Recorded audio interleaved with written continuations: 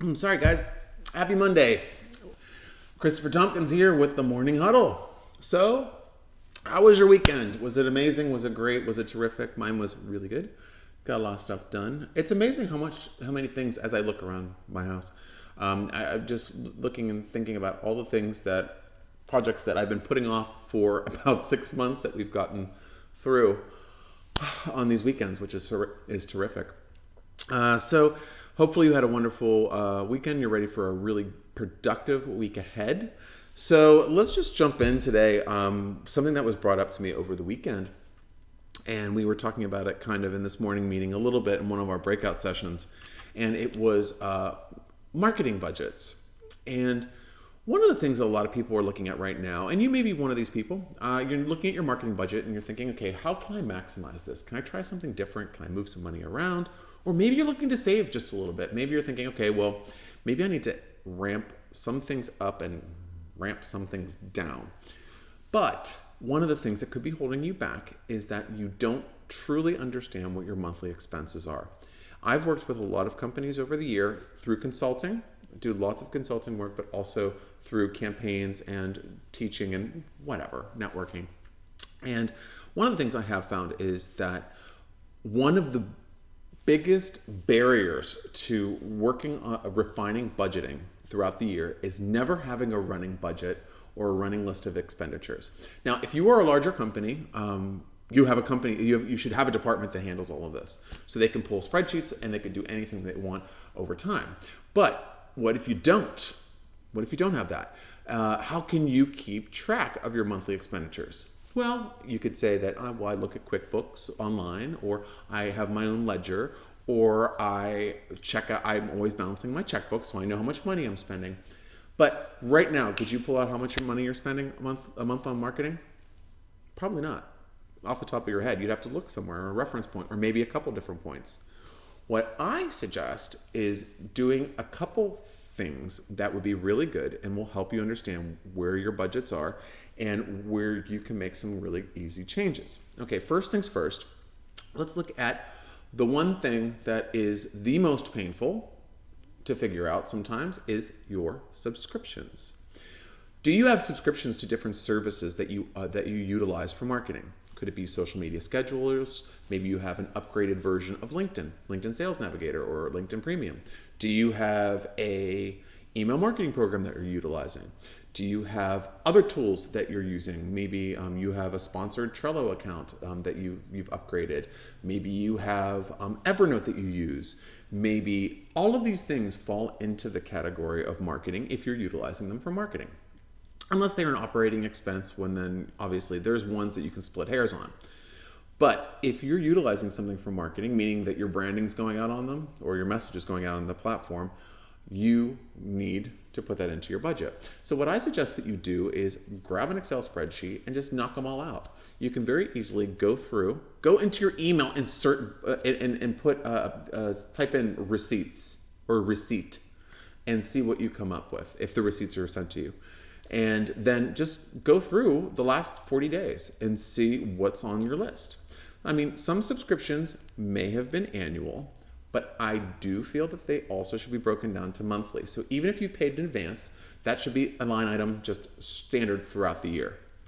And you want to see, what I would suggest that you do is have a monthly column, and then our sales and marketing manager did this, and I thought this was like the smartest thing ever. She added an annual column. So you could see how much you're paying every month and how much annually you're spending.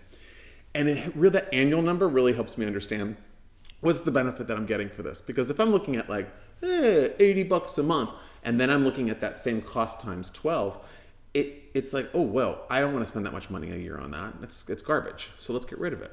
So it's going to help you understand where you can refine your costs. Then if you've refined your costs, you can then see where you need to put it next.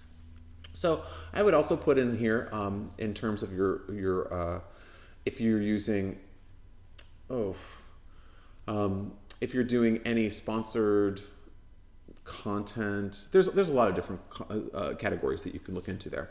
The second thing I always add is online advertising And online advertising, like I've said a million times, it's all over the place. It could be Facebook, it could be Twitter, it could be anywhere. There's tons of places that you could look. So I think that you need to know how much you are willing to spend.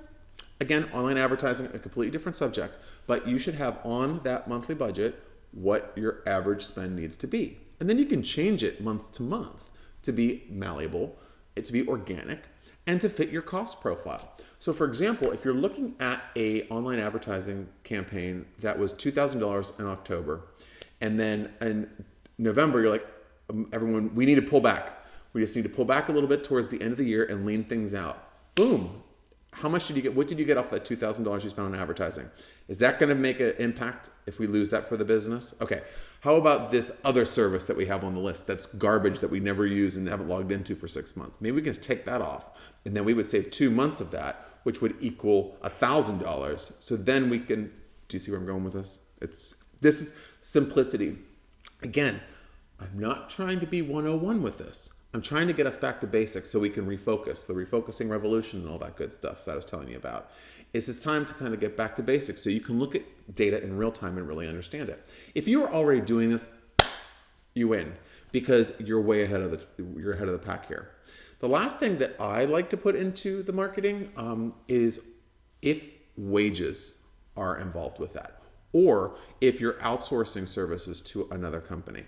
And the reason why, it depends on the size of your company. If your company is large, I don't know if wages need to really be added into that. It could be a different category. Every company is built differently. Even though you go to business school and they tell you this is how every company is built, forget that. We know this, right?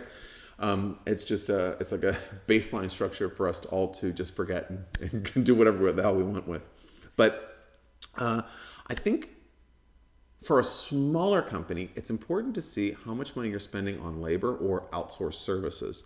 Because if you're not spending anything and you're a solopreneur and you're doing it all yourself, you're an entrepreneur, you're starting your own business, you've got things going, and you are not making as much progress as you need to because you're doing everything yourself, this is where you can find, can I just build some sort of outsourcing into my budget? Maybe the email portion is just beyond, and I just don't have time to learn it. I want to find someone that is really good at it and that can just do it.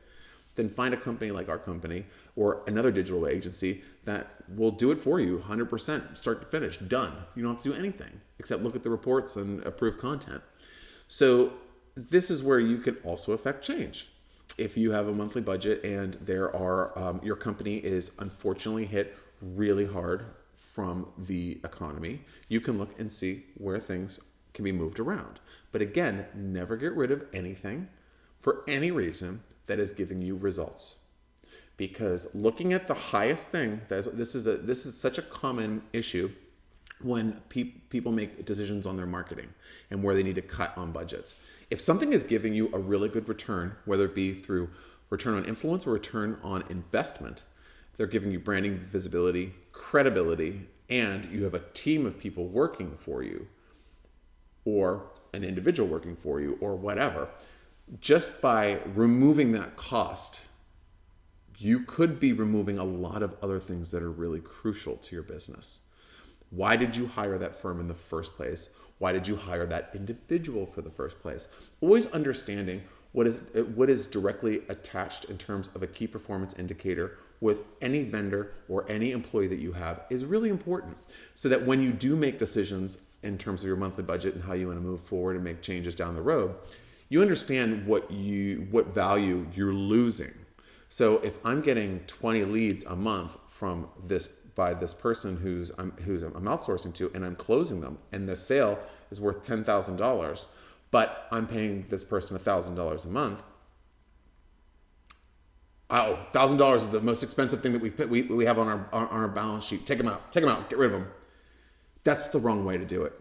And I think a lot of people do make that mistake because sometimes budget cuts are fast, or budget changes are fast, or there's a change in staff and someone wants to make waves in a new role and just like, oh, no, you got to look and see what the results are, because once those people are out, employees, event, whatever, you're stuck with that. You have to do that yourself. And do you know how to do that? So it's something else to consider. So then you have your monthly budget with all your different subscriptions. You have your online advertising, anything you want to do there.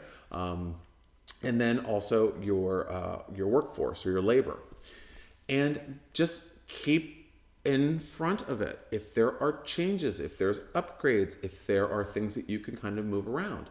But having that monthly spreadsheet of things that you can look at every single month, you can reevaluate it month to month. And you can get rid of some things or change things or upgrade. How many times does a service come across your desk that you're like, this looks pretty cool. This is really cheap. I can definitely do this. And then you may have done that like 10 times in 3 weeks, and then all of a sudden you have an extra $800 onto the bottom of your marketing budget that you didn't budget for. And this happens a lot because marketing is very elastic, and so is sales. So I want to stop there, but I really want us to start off this week thinking about that. Structuring things in a way that are sound, holding people to key performance indicators, understanding what your marketing dollars are generating, so that when you're making decisions on where you need to maybe put more money or move money from, that you understand what they're doing for you. So if a tool is making you tons and tons of prospects, or creating tons and tons of prospects, and you're getting rid of it because it's the most expensive thing on the list, it's not a good decision. So maybe getting rid of the email marketing service that you're paying to Constant Contact, that's $100, and then something else over here and something else over here that you were going to use, but then you never did. So just some things to consider, folks. I hope this was helpful. Again, check us out online, www.gosalesandmarketing.com. If you have any questions, please comment, DM me. I've been really thankful for all of your feedback. I'm trying not to look up into my ring light as much as I was before, so thank you for pointing that out. And so that's all I have to say. Have a great week, folks. I'll see you tomorrow on the Morning Huddle. Take a great day.